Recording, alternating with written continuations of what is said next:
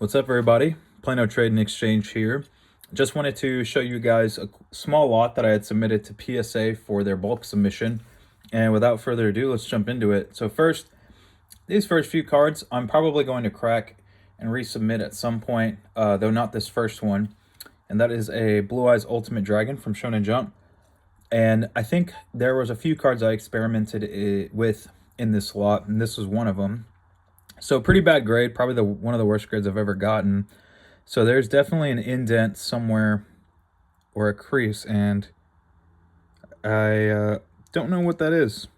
So I am going to crack this one and kind of investigate and see what happened there. I do suspect, because this was in the wrapper, there's like a line going down the middle of the back of the card. I'm not sure, but I'm going to look. And I wanted to see how PSA would grade cards like that, and obviously not very well. So this next card is a card I will crack. I think it's just very OC. Looking at it now, I don't really remember it having a ton of issues, but it is pretty OC from this area, these two areas. So pretty unfortunate, but it is what it is. Next is a card I'm going to crack. I mean, it is a max faded, beautiful Mech Chaser. And I submitted a couple faded cards because I thought PSA, maybe they kind of were up to speed and knew, this isn't damage. And nope, they still considered faded as damage. I think the highest grade faded cards can get is an 8. This one got a 7 because, yeah, it's got some pretty interesting whitening on there. And I think there's like a soft line. You can kind of see it right there from the pack that it was in. And so I think that's probably what dinged it a little bit more. But otherwise, this is a clean card. So I really am confident this can get it was a CGC 8.5. I wanted to see if it can pull the PSA 9. So I might just send it back to CGC to get the 9, hopefully. But I don't know. I haven't decided yet. And then next is a series of 4 cards, because they tend to sell pretty well if you get 9s or higher. And that's 4 Black Magicians of Chaos, or what Magician of Black Chaos is. So I got 3 9s and 1 8. They do sell at a premium at 9, so that's why I submitted the cleanest copies. Just wanted to experiment and see how they would do. For the most part, I was expecting maybe a 10 on, which one is it? On one of them, but nonetheless, they didn't get it. These are historically bad for their whitening and silvering on the backs or on the fronts, so it is what it is. 9s are fine on those for me. I got an SDK, pretty good bleed on it, as you can see. But aside from that, I don't remember the other issues. Yeah, but all of these are going to be for sale. Got a B-Skull at a 9. Wavy Swordsman. Can kind of see the waves. Pretty deep waves on this one. That got a 9. I think it just had some minor scuffs on the back. My third Dark Bright submitted, that got a 10. I believe this was a resubmission because the other copy that I had of this that I subbed it with got a 10. This one got a 9. Don't know what the deal was, but now I got a 10. There's a few cards in here that I have regraded that did better this time around. Here's the other faded card. It's Max Faded Millennium Shield. This was a CGC 9. I don't think it could get past that because it had a couple minor issues on the back. So might just resub that one to CGC and just hope for the best. I got a change of heart here. This one was in pretty good shape. I think it had maybe a couple scuffs on the back. I was hoping for the 10, but I got the 9, so that's fine. Don't know if you could see the grade. Yeah. I submitted this card on a whim because I buy collections, and that's how I get these submissions or process these submissions. And this card looked really clean front and back, well centered. And I said, you know what? $3 card. If it gets a 10, great. If not, then not a huge loss. It's Obelisk, and they got the 10. So pretty sweet deal there. Next is probably one of the biggest cards here. Is we got a beautiful Flaming Eternity.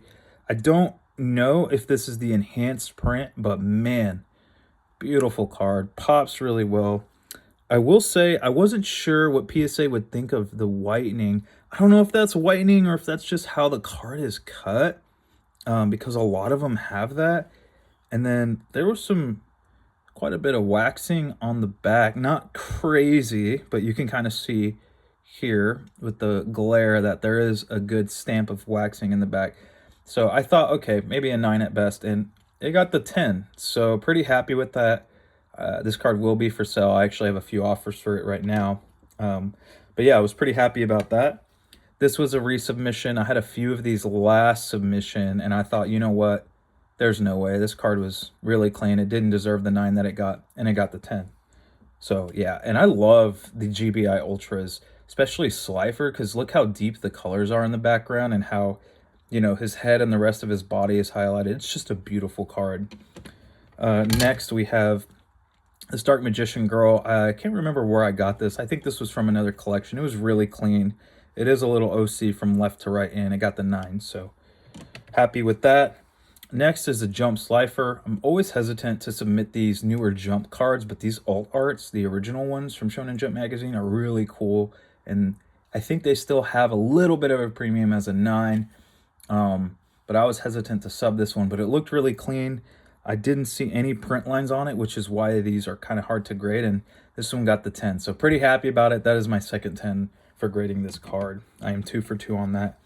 This card was resubmitted. It was probably the cleanest Magic Ruler card I've ever subbed, and it got a 9, and I thought there's no way, you know, but it was too cheap to sell as a 9, and I couldn't move it, and I thought, you know what, I think this can get a 10, and it got the 10 on the second try. So pretty iconic card that will be for sale for pretty cheap. I think $100, $120. Next, we have Raikiri, and you know, another card I kind of submitted on a whim, but I was looking at it. It's a black wing card. It's ultimate rare. It's super cool. I thought, you know, why not? Let's see if it gets a 10, and it got the 10. So pretty lucky there. This is a resubmission of Solemn Judgment from the tournament pack, and this was previously a 9, and I didn't know how it got the 9 because it was a super clean card. So I resubbed it for the 10, and it got the 8. Yeah. So I don't know why it did worse. I'm not sure if there is like some scuffing or, oh, that's why. I think I do remember that. Okay, well, that's going in the crack pile. I'll probably just sell that raw. Next, I don't like, again, subbing these jump cards is very risky because they're very prone to foil scratches. And in this one's case, I don't know if I remember any issues. Oh, what is that? Can't tell on the camera. But anyways, yeah, I was hoping for the 10, though recent auctions have shown that even the 9s and even some of the 10s are just kind of not worth subbing. So I was kind of regretting it after, you know, it was there in while it was being submitted, and it got the 9. So yeah, pretty unfortunate. It's a really cheap card as a 9. You don't really want to sub these unless they're a 10, and they're really hard to get 10s. So yeah, I'll take an L on that. That's fine. Next is Red Eyes, yeah, Black Metal Dragon. And this one got the 8. I'm just going to show it. I think it's because it's OC from top to bottom and left to right.